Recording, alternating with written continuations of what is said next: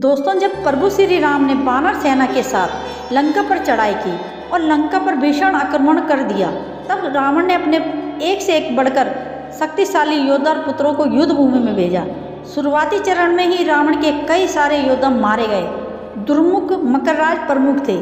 उनकी मृत्यु से रावण इतना ज़्यादा तिलमिला गया कि वह स्वयं युद्ध भूमि में चला गया। क्योंकि रावण लंका का राजा था, वह बहुत शक्तिशाली भी था, जिसके कारण उसके पास दिव्य अस्त्रों की कोई कमी नहीं थी। उसने अपने दिव्य अस्त्र से वानर सेना में हाहाकार मचा दिया। जैसे जैसे रावण का रथ आगे बढ़ता जा रहा था, उसी प्रकार वानरों की लाशें बिछती जा रही थी। तब श्री राम के छोटे भाई लक्ष्मण रावण के पास आए और दोनों के बीच भीषण युद्ध हुआ।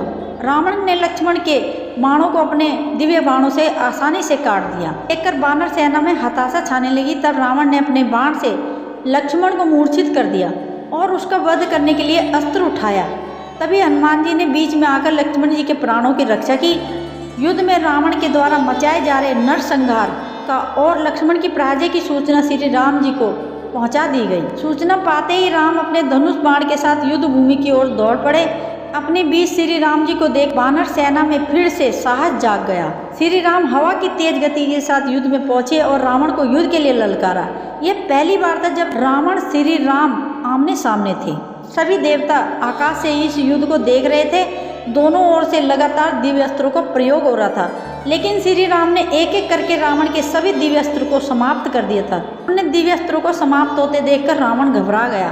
तब श्री राम जी ने रावण के रथ का पहिया भी तोड़ डाला और उसे लज्जित किया। जब रावण अपने धनुष पर तीर चढ़ा रहा था तो श्री राम ने तेज गति से तीर चलाकर धनुष को भी तोड़ दिया। रावण ने युद्ध के लिए अपने खड़ग को उठाया, लेकिन श्री राम जी ने उसे भी बाण से तोड़ डाला। तब श्री राम जी के द्वारा रावण के विजय ध्वज को गिरा दिया गया। अब रावण के पास सभी अस्त्र समाप्त हो चुके थे तथा उसके धनुष, बाण और खड़ग भी टूट गए थे। वह अपने वध की प्रतीक्षा कर रहा था, किंतु श्री राम जी ने रावण को वध नहीं करने का निर्णय किया। उन्होंने युद्ध भूमि के बीच लंका नरेश रावण का अपमान किया तथा उन्होंने बताया धर्म के अनुसार वह निहत्थे पर वार नहीं करते, और अगले दिन फिर से अपने अस्त्रों के साथ युद्ध भूमि में आने को कहा। रावण उस समय लंका नहीं जाना चाहता था, क्योंकि उसकी युद्ध में बुरी तरह से हार हो चुकी थी। अपनी प्रजा और सैनिकों के सामने पराजित होकर नहीं जाना चाहता था, लेकिन श्री राम ने उसका वध नहीं करके उसे लज्जित होने के लिए छोड़ दिया। उसके बाद रावण अपने टूटे हुए रथ से नीचे उतरा और बिना मुकुट के अपने राजमहल में पैदल चल पड़ा। दोस्तों, आशा करती हूँ रामायण की आपको यह कहानी जरूर पसंद आई होगी, और अगर आप पहली बार हमारे चैनल पर आए हो तो हमारे चैनल को सब्सक्राइब करें और वीडियो को लाइक करें और शेयर करें और कमेंट में जय श्री राम जरूर लिखें। थैंक यू सो मच दोस्तों।